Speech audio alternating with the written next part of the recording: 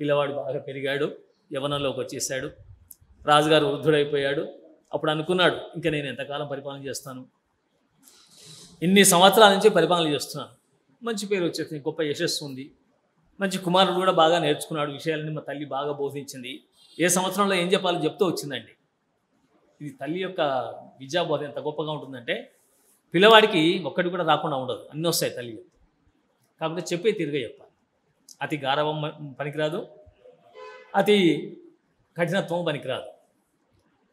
లాలనాత్ బహువో దోషాః తాడనాత్ బహువో గుణాః తస్మాత్ శిష్యంచ పుత్రంచ తాడయ్యేత్ నత్ లాలయ్యేత్ అని పూర్వం చెప్పేవాళ్ళు. అలా అవసరం వచ్చినప్పుడు కోప్పడాలి, కొట్టాలి, ఒకటేయాలి, ఏం కాదు. కానీ అది లేదు. ఇప్పుడు పరిస్థితుల్లో అసలు లేనది. పిల్లలు అసలు పొరపాటున కూడా కొట్టారు. తాత ముత్తాత కోపడితే కూడా వాళ్ళకి వీళ్ళ మీద వాళ్ళ కోపం వస్తుంది, తాతగారి మీద అమ్మమ్మ మీద కోపం వస్తుంది తప్ప పిల్లల్ని ఏమన్నారు. తప్పు చేసినప్పుడు కోపడాల్సింది. తప్పు చేస్తే దండిస్తారనే భయం పిల్లల్లో ఉండాలి. అందుకోసం అదే చెప్పారు, లాలనాత్ బహువో దోషాః. అతి గారాబం చేస్తే అనేక దోషాలు ఏర్పడతాయి పిల్లవాళ్ళు. తాడనాత్ బహువో గుణాః. ఒకసారి శిక్షిస్తే గనక పిల్లవాడు మళ్ళీ తప్పు చేయకుండా ఉంటాడు. ఓహో ఇది చేయకూడదు, చేస్తే శిక్షిస్తారనే భయం ఉంటుంది. అందుకోసం శిష్యులైనా తర్వాత పుత్రులైనా సరే ఇలా శిక్షణ ఇస్తూ నెమ్మదిగా పెంచండి అని చెప్పేసి బోధించారు నీతిశాస్త్రంలో.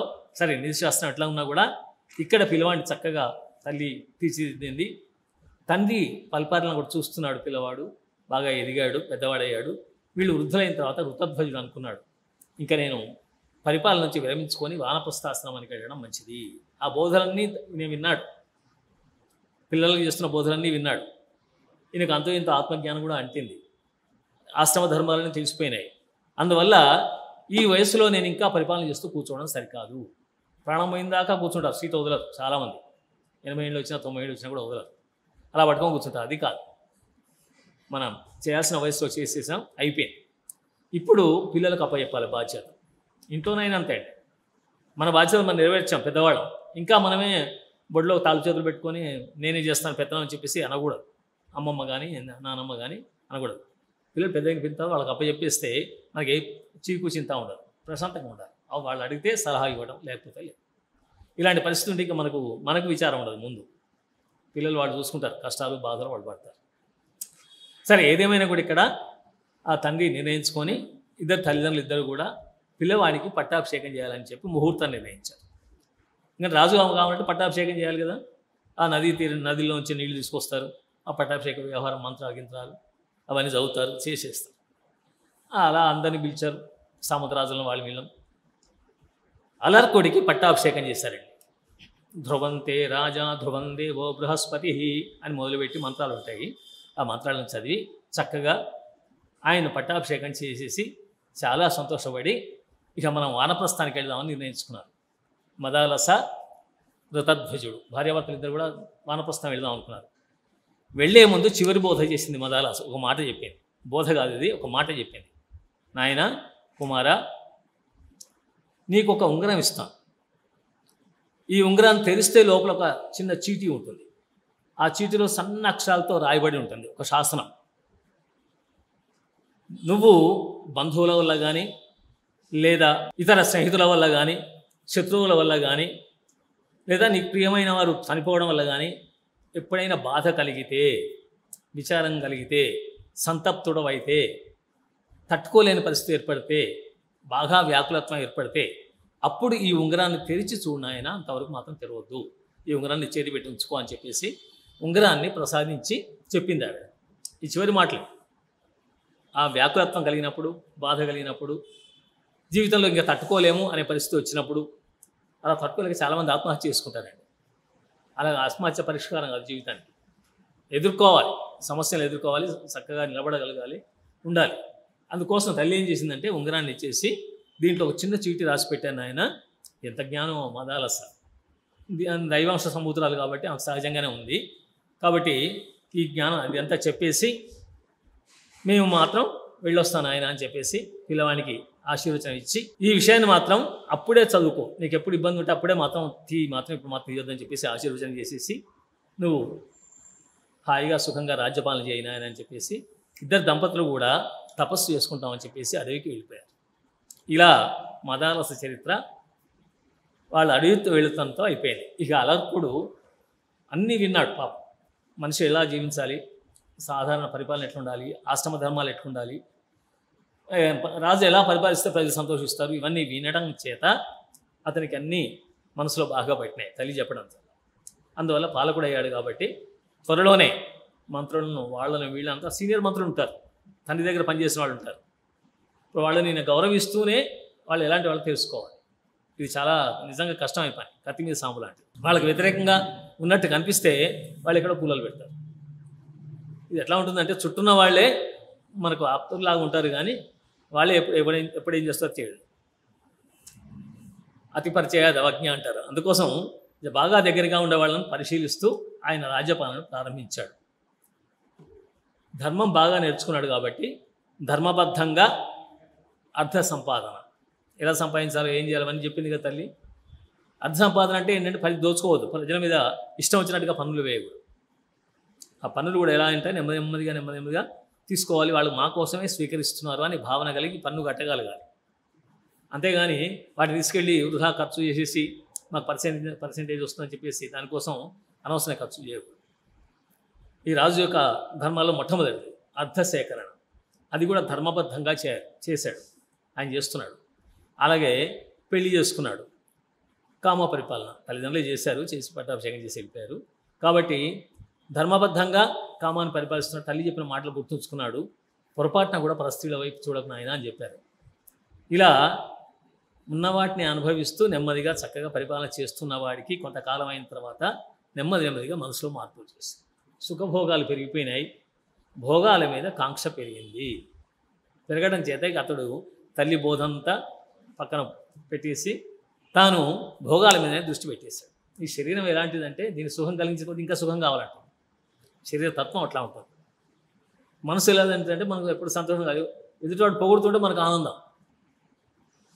అది పొగడటం తన పని కోసం పొగుడుతున్నాడా లేకపోతే ఊరికే కావాలని పొగుడుతున్నాడా, ఏం చేస్తున్నాడు? ఆ పొగడటం, ఆ ప్రశంస అనేది ఎట్లా ఉంటుందంటే ఆ ప్రశంసించే వాడికంటే శత్రువు గొప్పవాడు అంటారు ధర్మశాస్త్రంలో. నాకు శత్రువు ఎదురుగుండా ఉంటే వాడు మన లోపాలు చెప్తాడు, వీడు అలా కాదు, ఏం లేకుండా ఇంత గుణం ఉన్నట్టుగా చూపించి పొగుడుతుంటాడు. దానివల్ల ఏమవుతుందంటే మనం మోసపోతాం. అందువల్ల ఈయన నెమ్మదిగా ఆ ప్రశంసలకు వాటికి వీటికి అలవాటు పడిపోయి సుఖభోగాలకు అలవాటు పడి ఇక రాజ్యపాలనతో పాటు విపరీతమైన సుఖాలు అనుభవించడం ప్రారంభించాడు. ఎంతవరకు ఉండాలో ఎలా ఉండాలో అలా ఉండటం పోయింది. అలా వచ్చేసరికి ఆయనకి ఆ భోగలాలసుడిగా మారిపోయాడు అలర్కుడు. అంతటా అనిపించింది, ఇదేంటి అంత మంచి తల్లి రథధ్వజుని అంత బాగా పరిపాలించాడు, వాళ్ళ నాన్నగారు శత్రుజితో అంత బాగా పరిపాలించాడు తాతగారు, వీళ్ళందరూ పరిపాలించిన ఈ రాజ్యంలో ఇతడు కూడా మొదట బాగా పరిపాలించి రాను మొత్తం కామతృష్ణతో లేదా భోగతృష్ణతో జీవిస్తున్నాడు. ఇతను కోరికలు నెరవేర్చుకోవడమే ఈ రాజపదవి యొక్క లక్ష్యంగా భావిస్తున్నాడు. ఇదేమిటి అని చెప్పి ఆశ్చర్యపోతున్నారు, జనమంతా ఆశ్చర్యపోతున్నారు. ఇలాంటి స్థితి ఎందుకు వచ్చిందంటే శబ్దస్పర్శ రూపరసగంధాలు అనేవి మనిషిని లాగేస్తాయి. తన్మాత్రడు చాలా కష్టం. సంగీతం వినడం మొదలుపెట్టాడు. ఆ సంగీతం ఇంకా వినాలనిపిస్తుంది. రోడ్లు ఊడ్చే వాళ్ళు కూడా పాటలు పెట్టుకొని ఊడుస్తున్నారు. మీరు చూసారో లేదో, గమనించారో లేదో, సెల్ ఫోన్ పాటలు పెట్టుకొని రోడ్లు ఊడుస్తున్నారు. తర్వాత కూరలు అమ్మే వాళ్ళు కూడా వాళ్ళ దగ్గర ఫోన్ ఉంటుంది, వాళ్ళు కూడా పాటలు పెట్టుకుంటారు. ఇలాంటి స్థితి అందుకు అంత సంగీతం దాసులు కావాలి. ఆ శబ్దం అంతా ఆనందంగా ఉంటుంది వాళ్ళ మనసుకు, దానికి ఆకర్షితులు అవుతున్నారు. అవసరం వచ్చినప్పుడు మిగతా పనులు మర్చిపోతారు. టీవీ పెట్టేసి టీవీ పాటలు వింటూ వంట చేసి ఆవిడ పాపం ఆ టీవీలో ఏదో సీన్ రాగానే పరిగెత్తి వచ్చేది. అది మొత్తం మాడిపోయి కంపు వాసన వస్తుంది. ఏంటి అంత వాసన వస్తుంది మీ ఇంట్లో అని పక్కింటి వాళ్ళు చెప్పారు. అప్పుడు పరిగెత్తి వచ్చేసింది, అయ్యో అంత మాడిపోయింది. కారణం ఏంటి? దృష్టి, చూడటం, రూపం. అక్కడ రూపం టీవీ చూస్తుంది, ఆ టీవీ చూసి అన్ని మర్చిపోతారు, లోకమంతా పోతుంది. సమయపాలన ఉండదు, మిగతా విషయాలు ఉండవు, ఏమి ఉండదు. శబ్దం విన్నా, రూపం చూసినా, స్పర్శ తగిలినా. ఫ్యాన్ లేకుండా ఉంటామండి సమ్మర్లో, ఫ్యాన్ కావాలి.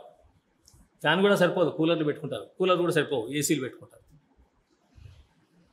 ఈ శరీరానికి మరీ సుఖాన్ని అలవాటు చేస్తున్నాం. చేసిన కొద్ది ఏమవుతుందంటే శరీరం బలహీనం అవుతుంది, అది లేకుండా ఇంకా జీవించలేము అనే స్థితికి వచ్చేస్తుంది. ఆ అలర్కుని పరిస్థితి అలా అయిపోయింది. ఈ శబ్ద స్పర్శ రూప రస రుచులు తిన్నా కొద్ది ఇంకా కావాలి ఇంకా కావాలి. మొన్న ఒక ఆయన గద్వాల నుంచి వచ్చాడు, కవి పండితుడు. ఆయన బుక్ రాశాడు, అమ్మ జోహర్లు అని రాస్తే ముందు మాట రాస్తాడు. దాన్ని తీసుకొచ్చి కాపీ ఇద్దామని వచ్చాడు. ఆయనకి ఏదో సన్మానం జరిగింది ఆనందబాగ్లో. కాపీలు ఇస్తాను సార్, మీరు ముందు మాట రాశారు కదా అని చెప్పి తీసుకురావడానికి వచ్చాడు. సరే ఆన్లైన్లో పంపిస్తే ఆన్లైన్లోనే వాట్సాప్లో పంపించేశాను. అది నాకు గుర్తు కూడా లేదు. వస్తాను సార్ అంటే రండి అన్నాడు. కూర్చున్నాడు. నాకంటే చిన్నవాడే. 2 సార్లు ఆపరేషన్ అయింది, హార్ట్ ఆపరేషన్ అయింది. తర్వాత కిడ్నీ కూడా ఒకటి చెడిపోయింది అంటున్నాడు. అయ్యా నువ్వు ఏమేమి తింటావంటే అప్పుడు చెప్పాడు, నేను రోజు మిరపకాయ బజ్జీలు తింటానండి, హాయిగా స్వీట్లు విపరీతంగా తింటానండి, విపరీతంగా షుగర్ ఉంది ఆయన, అవి మానలేడు.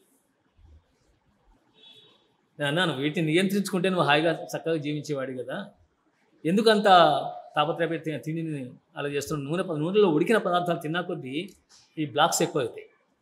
ఆ నూనె పదార్థాలు పక్కన పెట్టవచ్చు కదా. ఇంకెందుకంటే ఏం తిండి తినకుండా బతకడం ఎందుకండి అన్నాడు. ఆయన నీ ఆయుష 62 ఏళ్ళకే పోతున్నాయి, మనం చెప్పలేము, నీ కర్మ అని చెప్పేసాను. ఏమంటే ఇంకా అంతకన్నా ఏమనలేం కదా. టీచర్గా పనిచేసేవాడు, రిటైర్ అయ్యాడు ఈ మధ్యనే. అలాంటి వాడు కూడా రసాన్ని నిగ్రహించుకోలేకపోతున్నాడు, నాలుకని నిగ్రహించుకోలేకపోతున్నాడు. జిహ్వోపస్థలు కనుక నిగ్రహించుకోగలిగితే మనిషి హాయిగా సుఖంగా జీవిస్తాడు. అవి నిగ్రహించుకోలేనప్పుడు, తెలియనప్పుడు మాత్రం ఇబ్బంది పడతాము. తెలిస్తే మాత్రం మనం జాగ్రత్తగా ఉంటే.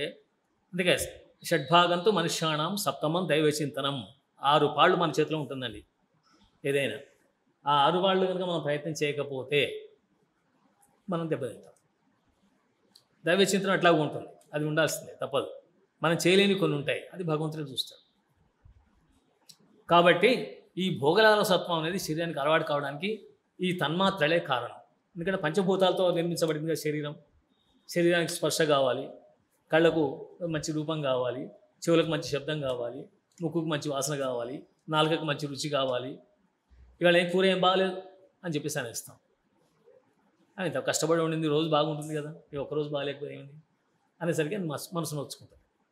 రోజు కష్టపడే వంట చేస్తుంది కదా ఆవిడ. ఆ మాట అనుకుంటే ఏం పోయింది?